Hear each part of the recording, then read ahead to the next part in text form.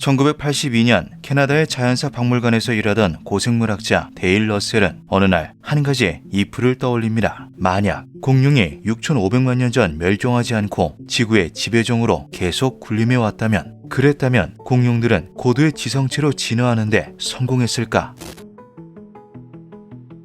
러셀은 공룡이 만약 멸종하지 않았다면 그 후손 중 일부가 현재 인류의 자리를 꿰찼을 거라고 생각하였습니다. 연구를 시작한 그는 지질학적 시간의 흐름에 따라 공룡들의 뇌화 지수가 꾸준히 증가했다는 점에 주목했는데요. 뇌화 지수란 뇌의 질량과 비율로 정하는 상대적인 뇌 크기 척도로, 이 말인즉 공룡들은 긴 시간에 걸쳐 생존과 사회에 필요한 지능을 점진적으로 발달시키고 있었다는 것을 의미했죠. 러셀은 지능을 발달시키는 방향으로 진화하던 수많은 공룡들 중 분명 누군가는 지성체로 진화할 수 있는 길을 찾아냈을 거라고 여겼습니다. 그는 곧장 그 적정 대상을 물색해 보았는데요. 그러던 러셀의 눈에 들어온 것이 바로 가장 똑똑한 공룡이라고 불리우는 스테노니코사우루스이죠. 한때 트로오돈이라고 불렸던 스테노니코사우루스는 수각류의 일종으로 백악기 후기에 서식했던 공룡입니다. 몸길이 최대 2.5m에 몸무게가 35kg밖에 나가지 않았던 이 작은 공룡에게는 다른 공룡들과는 비교 불가능한 한 가지 특징이 있었는데요. 바로 높은 지능이었죠. 스테노니코사우루스는 체질량 대비 공룡 중 가장 큰 두뇌를 가지고 있었습니다. 이들의 대뇌화 지수, 즉 지능과 인지를 담당하는 지수는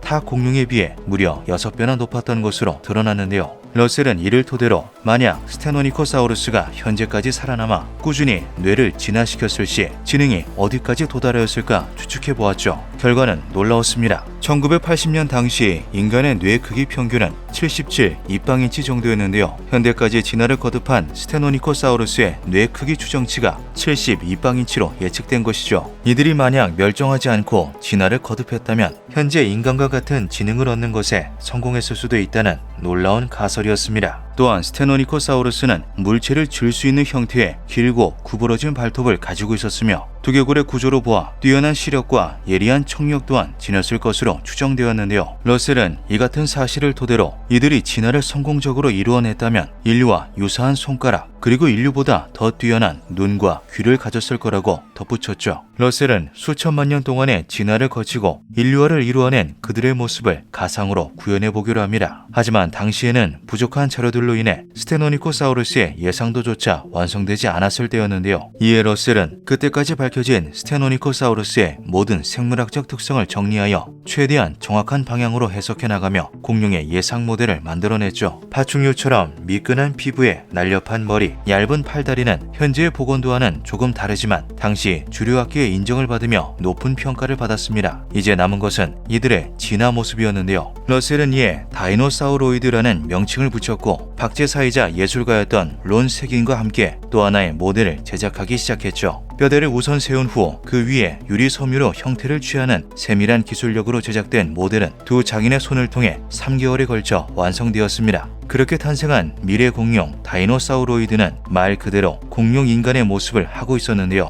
털없는 초록색 피부에 노랗고 큰 눈, 물건을 쥘 수 있는 3개의 손가락과 쭉 뻗은 두 다리까지 가상의 생물은 현재 인류의 모습과 크게 다르지 않아 보였죠. 러셀의 다이노사우로이드는 이후 박물관을 통해 전시되며 다양한 학술지에 소개되었고 신문과 잡지에 인용되기도 했습니다. 이를 접한 대중들의 반응은 뜨거웠는데요. 다이노사우로이드를 주제로 한 다양한 픽션물이 등장하였으며 누군가는 이것이 파충류 인간 reptilian과 비슷해 보인다고 말하면서 음모론에 때 아닌 불씨를 지피기도 했죠. 하지만 학계의 반응은 차가웠습니다. 이것이 공개되자마자 고생물학자들은 날선 비판을 하였는데요. 대다수의 전문가들은 이것이 지나치게 의인화되어 있다는 점을 지적하였죠. 미국의 고생물학자인 그레고리 폴과 토마스 홀츠 주니어는 이것은 의심스러울 정도로 인간과 너무 비슷하다라고 말하였으며 영국의 고생물학자인 데런 나이시는 잡지와의 인터뷰를 통해서 다이노사우로이드에 대한 부정적인 의견을 피력하기도 했습니다. 스테노니코사우루스가 멸종하지 않았다고 하더라도 용광류가 가지고 있던 수평 자세와 긴 꼬리는 계속 유지했을 겁니다. 그들은 손이 아닌 새들이 부리를 사용하는 것처럼 주둥이와 발로 물건을 조작했을 테고요. 우리 인간이 이와 같은 모습을 하고 있는 것은 우리가 두뇌 발달에 특화된 최상의 체형이기 때문이 아닙니다. 우리들의 모습은 인류의 진화 역사에 의한 결과물일 뿐이죠. 반면 다이노사우로이드를 우호적으로 바라보는 학자들 또한 있었습니다. 캠브리지 대학의 고생물학 교수 데이비드 노먼은